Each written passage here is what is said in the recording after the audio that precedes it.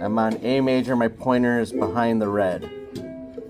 I move to the silvers, I'm on E7. Okay? I'm back on A. When I go to the chorus, I go to silver, silver, gold to green. To A7. And I'm going to use 2 and 3 for D7 to G7, just moves like that to green, back to G7. Sounds like this.